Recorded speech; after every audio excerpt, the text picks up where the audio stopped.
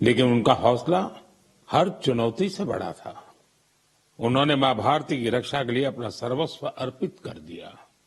आज कारगिल विजय दिवस पर मैं सभी वीर शहीदों और वीर सैनिकों को श्रद्धापूर्वक नमन करता हूं।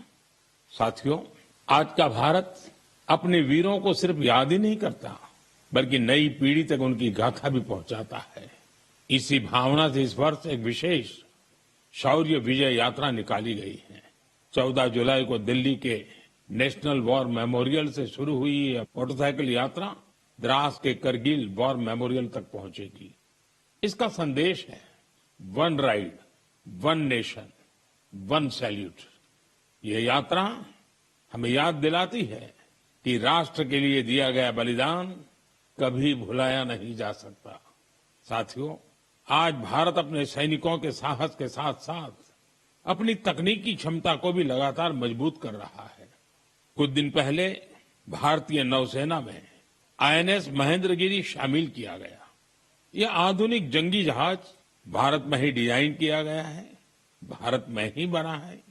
इसमें 75% से अधिक स्वदेशी सामग्री का उपयोग हुआ है। यह आत्मनिर्भर भारत की बढ़ती शक्ति का प्रतीक है।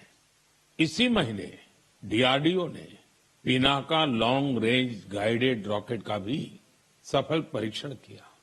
इस सफलता के पीछे हमारे वैज्ञानिकों और इंजीनियरों का सामूहिक परिश्रम है। 2-3 दिन पूर्व ही डीआरडीओ ने कुशा मिसाइल का भी सफल परीक्षण किया है। साथियों, आज रक्षा उत्पादन हो, रक्षा निर्यात हो या मित्र देशों के साथ राजनीतिक सहयोग, भारत लगातार नई ऊंचाइयों की ओर बढ़ रहा है। इस महीने की शुरुआत में मैं इंडोनेशिया में था, जहां ब्रह्मोस और अस्त्र मिसाइलों के लिए एक बड़ा समझौता हुआ है। दुनिया का भरोसा भारत के रक्षा उपकरणों और तकनीक पर बढ़ रहा है।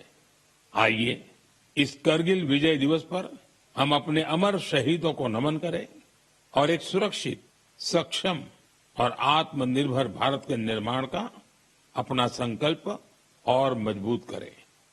मेरे प्यारे देशवासियों, मन की बात के पिछले एपिसोड में मैंने आपसे कैच द रेन अभियान की चर्चा की थी। मैंने आग्रह किया था कि बारिश के हर बूंद को सहेजने के इस अभियान को जन आंदोलन बनाएं। कैच द रेन का संदेश बहुत सीधा है। जहां बारिश गिरे, जब बारिश गिरे, पानी को वहीं सहेजिए। इसलिए 4 जुलाई से देश भर में एक विशेष अभियान भी चलाया जा रहा है। इसके तहत बारिश के पानी के संचयन, ग्राउंड वाटर रिचार्ज, पुराने जल स्रोतों के पुनर्जीवन और वृक्षारोपण को नई गति दी जा रही है। मुझे बहुत खुशी है कि गांव हो या शहर, पंचायतें हो या सामाजिक संस्थाएं, हर जगह लोगों ने बढ़ चढ़कर भागीदारी की है। कहीं पुराने तालाबों से गाद निकाली जा रही है, कहीं कुआं और बावड़ियों को फिर से जीवन दिया जा रहा है। बंद पड़े बोरवेल अब ग्राउंड वाटर रिचार्ज का माध्यम बन रहे हैं। साथियों, मध्य प्रदेश के सीधी जिले में करीब 1,500 तालाब बनाए गए हैं। नरसिंहपुर में अमृत सरोवरों को संवारा गया है। महाराष्ट्र के नासिक में बड़ी मात्रा में पानी सहेजने की क्षमता विकसित हुई है। आंध्र प्रदेश के नंदयाल में सभी ग्राम पंचायतें इस अभियान से जुड़ी हैं और पुराने तालाबों को फिर से उपयोगी बनाया गया है। हमारे शहर भी पीछे नहीं है। छत्तीसगढ़ के कोरबा, उड़ीसा के भुवनेश्वर और आंध्र प्रदेश के विजयनगरम इस अभियान के उत्साहजनक परिणाम दिखाई दे रहे हैं। आइए हम भी अपने आसपास किसी एक तालाब, कुएं या बावड़ी की जिम्मेदारी लें, पानी की हर बूंद बचाएं। आज बचाई गई हर बूंद आने वाली पीढ़ियों के भविष्य की सबसे बड़ी पूंजी है। मेरे प्यारे देशवासियों, कुछ ही दिन पहले ग्लासगो में कॉमनवेल्थ गेम्स शुरू हुए हैं। हर देशवासी भारतीय दल को निरंतर अपनी शुभकामनाएं दे रहा है। उनकी कामना है कि सभी खिलाड़ी और एथलीट बेहतरीन प्रदर्शन करें और लोगों का दिल भी जीते। साथियों, हमारे युवाओं ने हाल के दिनों में स्पोर्ट्स में कई शानदार उपलब्धियां हासिल की हैं। पीवी सिंधु बैडमिंटन में जापान ओपन का खिताब जीतने वाली पहली भारतीय बन गई हैं। उनकी इस उपलब्धि पर पूरे देश को गर्व है। भारतीय महिला क्रिकेट टीम ने भी लंदन में लॉर्ड्स स्टेडियम में अपना पहला टेस्ट मैच जीता है। यह एक ऐतिहासिक जीत है। हमारी टीम ने 270 रनों के बड़े अंतर से यह मुकाबला जीता। लेकिन बात सिर्फ इतनी सी नहीं है। लॉर्ड्स के लंबे इतिहास में यह महिलाओं की टीम का पहला टेस्ट मैच था। 1983 में इसी मैदान पर भारत ने अपना पहला क्रिकेट विश्व कप जीता था। अब हमारी नारी शक्ति ने यहां देश का नाम रोशन किया है। साथियों, कुछ छोटे प्रयास ऐसे भी होते हैं जो बहुत मायने रखते हैं। मुझे केरलम में एर्नाकुलम के साउथ चित्तूर में स्पोर्ट्स के ऐसे ही एक प्रयास के बारे में पता चला है। वहां के एक स्कूल में संस्कृत क्लब है। यहां के टीचर अभिलाष जी बड़े अनूठे तरीके से संस्कृत को लोकप्रिय बना रहे हैं। इस प्रोजेक्ट को अक्षर कंदुक नाम दिया गया है। इसमें संस्कृत के अक्षरों को फुटबॉल में इस्तेमाल होने वाले शब्दों से जोड़कर आसान तरीके से समझाया जाता है। इससे सीखने में आनंद मिलता है, साथ ही खेलों से लोगों का जुड़ाव भी बढ़ता है। मेरे प्यारे देशवासियों, पिछले रविवार विक्रम-1 इसके सफल लॉन्च से हर देशवासी गौरव से भरा हुआ है। हम सभी भारतीय स्पेस सेक्टर के इस ऐतिहासिक क्षण के साक्षी बने।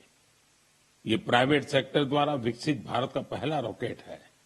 हमारे युवा इनोवेटर्स ने वो कर दिखाया जिसकी कल्पना तक मुश्किल थी। उन्होंने गजब की स्किल, पैशन और पेशेंस दिखाया। लंबे समय तक हमारा स्पेस सेक्टर निजी क्षेत्र के लिए बंद रहा था। इस सेक्टर में रुचि रखने वाले काफी युवाओं को अपनी प्रतिभा दिखाने का अवसर नहीं मिल पा रहा था। युवा हित को देखते हुए हमने स्पेस सेक्टर को प्राइवेट सेक्टर के लिए खोला। आज इसका परिणाम दुनिया देख रही है। साथियों, हमारे युवा साथी साइंस में भी भारत का मस्तक ऊंचा कर रहे हैं। साइंस ओलंपियाड्स दुनिया के सबसे महत्वपूर्ण कंपटीशन में से एक है। इनमें बड़ी संख्या में स्टूडेंट्स हिस्सा लेते हैं। इस महीने फिजिक्स, केमिस्ट्री, बायोलॉजी और मैथमेटिक्स के ओलंपियाड हुए। इन कॉम्पिटिशन्स में भारतीय दल का प्रदर्शन शानदार रहा। फिजिक्स ओलंपियाड में हमारे सभी 5 स्टूडेंट्स ने गोल्ड मेडल जीते और भारत ने पहली रैंक हासिल की। पिछले 1 दशक में हुए हर फिजिक्स ओलंपियाड में हमारे देश के स्टूडेंट्स ने गोल्ड या सिल्वर मेडल जरूर जीता है। केमिस्ट्री ओलंपियाड में भी हमारे सभी स्टूडेंट्स ने गोल्ड मेडल जीता। यह अब तक की बेस्ट परफॉर्मेंस रही है।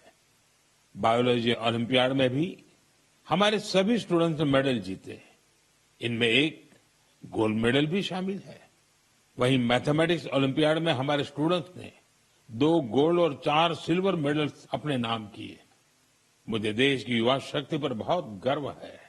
यह देखकर खुशी होती है कि भारत में ओलंपियाड्स और हैकेथॉन्स का कल्चर निरंतर बढ़ रहा है।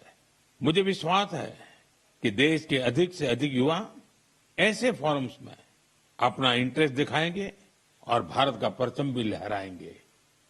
मेरे प्यारे देशवासियों, जब हुनर भी हो और कुछ करने का जज्बा भी हो तो हर राह आसान हो जाती है। कश्मीर की पारंपरिक चटाई वगू को लेकर आज जो प्रयास हो रहे हैं उसमें इसी की झलक मिलती है। इसे सरकंडे और धान के पुआल से स्ट्रॉ से तैयार किया जाता है। इस चटाई को बनाने की परंपरा बरसों पुरानी है। इसके लिए सबसे पहले कश्मीर के दलदली इलाकों की घास और सरकंडे की कटाई की जाती है। धूप में सुखाने के बाद छटाई होती है और फिर शुरू होता है हाथों से बुनाई का काम। 2 कारीगरों को एक चटाई बनाने में करीब करीब 4 दिन लगते हैं। यह चटाई अनूठी भी है और इको फ्रेंडली भी है। एक बड़ी खासियत यह है कि आपको गर्मियों में इससे ठंडक मिलेगी और सर्दियों में गर्माहट। पहले ये कश्मीर के हर घर में दिखती थी, लेकिन पिछले कुछ वर्षों में इसका उपयोग कम होने लगा था। ऐसे में श्रीनगर के गुलाम हुसैन जी और उनकी बेटी तंजिला जी ने एक संकल्प लिया। दोनों वगु क्राफ्ट की परंपरा को एक नया जीवन देने में जुट गए। गुलाम हुसैन जी बहुत ही साधारण परिवार से आते हैं। उन्होंने इस काम में कई तरह की चुनौतियां भी आई, लेकिन वगु के संरक्षण का उनका संकल्प अडिग था। देखते ही देखते उनके इस प्रयास से बहुत सारे लोग जुड़ते चले गए। गुलाम हुसैन जी ने इस कौशल को खूब बढ़ाया। अपने मिशन में उन्हें स्थानीय स्तर पर सरकारी सहयोग भी मिला। आज तेजी से लोकप्रिय हो रहा वगु देश के अन्य हिस्सों में भी पहुंच रहा है। मुझे इस प्रयास से जुड़े सभी लोगों पर बहुत गर्व है। आज हम सभी का लोकल प्रोडक्ट्स पर जोर है। हम वोकल फॉर लोकल के मंत्र को लेकर चल रहे हैं। ऐसे में कश्मीर का वगु भी आपके घर का हिस्सा बने, इस पर एक बार जरूर सोचिएगा। साथियों, हमारे देश में चाय सिर्फ एक पेय नहीं है, ये अपनापन भी है। सुबह की शुरुआत हो, दोस्तों की मुलाकात हो या परिवार के साथ कुछ पल बिताने हो, चाय हर मौके का हिस्सा बन जाती है। वैसे तो आप भी भली भांति जानते हैं मेरा चाय से रिश्ता क्या है, लेकिन आज मैं जिस चाय की चर्चा कर रहा हूं उसने सिर्फ स्वाद ही नहीं दिया, बल्कि अनेक बहनों के जीवन में आत्मनिर्भरता की नई खुशबू भी घोल दी है। उत्तर प्रदेश के बिजनौर जिले के लखीवाला गांव में सेल्फ हेल्प ग्रुप से जुड़ी महिलाओं ने विदुर प्रेरणा स्वदेशी हर्बल टी तैयार की है। इसमें लेमन ग्रास, गिलोय, मुलेठी, तुलसी, कच्ची हल्दी, दालचीनी, इलायची और सौंफ जैसी प्राकृतिक सामग्रियां शामिल है। अपने अनोखे स्वाद और गुणों की वजह से इस चाय ने बहुत कम समय में लोगों के बीच खास पहचान बना ली। प्रयागराज के महाकुंभ और दिल्ली के इंटरनेशनल फूड फेस्टिवल में इस हर्बल चाय को खूब सराहना मिली। विदेशों से आए लोगों ने भी इसमें दिलचस्पी दिखाई। साथियों, सबसे प्रेरक बात इसकी शुरुआत है। ये पूरा प्रयास सिर्फ 1 लाख रुपए से शुरू हुआ था। आज यह ब्रांड देश के बड़े संस्थानों तक पहुंच चुका है। ये पहल हमें बताती है कि जब स्थानीय ज्ञान, प्रकृति और महिलाओं का आत्मविश्वास साथ आते हैं तो एक छोटा सा प्रयास भी बड़े बदलाव की शुरुआत बन जाता है।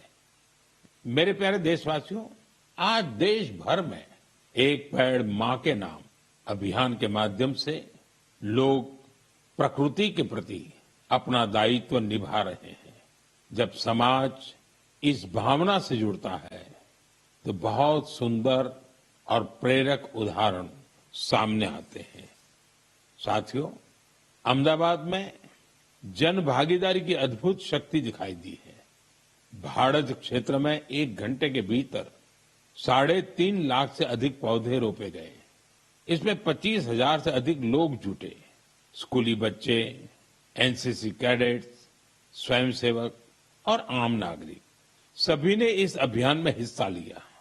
आने वाले वर्षों में यही पौधे एक घने शहरी वन का रूप लेंगे। इस प्रयास को Guinness book of world record में दर्ज किया गया है। साथियों, एक पेड़ मां के नाम अभियान के तहत यूपी में भी जन शक्ति का अद्भुत संकल्प देखने को मिला है। वहां एक ही दिन में 12 जुलाई को 35 करोड़ से अधिक पौधे लगाए गए हैं। यूपी का सांसद होने के नाते मेरे लिए ये भी विशेष गर्व की बात है। मेरे प्यारे देशवासियों, पेड़ केवल मनुष्यों के लिए नहीं होते, वे अनगिनत जीवों के घर भी होते हैं। गुजरात के गीर के जंगलों में करीब 60 वर्षों बाद इंडियन ग्रे हॉर्नबिल फिर से बसेरा बना रहा है। ये गिर में बरसों से हो रहे संरक्षण और पुनर्स्थापन के प्रयासों का परिणाम है। हॉर्नबिल को जंगलों का किसान कहा जाता है। ये फल खाते हैं और बीजों को दूर दूर तक पहुंचाते हैं। उन्हीं बीजों से जंगल में नए पेड़ उगते हैं। इस तरह एक पक्षी जंगल को फिर से हरा भरा बनाने में मदद करता है। मैं आप सभी से कहूंगा, हम सभी अपने जीवन के किसी विशेष अवसर को प्रकृति से जरूर जोड़ें। एक पेड़ मां के नाम लगाएं। आज का लगाया एक छोटा सा पौधा आने वाली पीढ़ियों के लिए हरियाली, स्वच्छ हवा और सुंदर भविष्य की विरासत बन सकता है।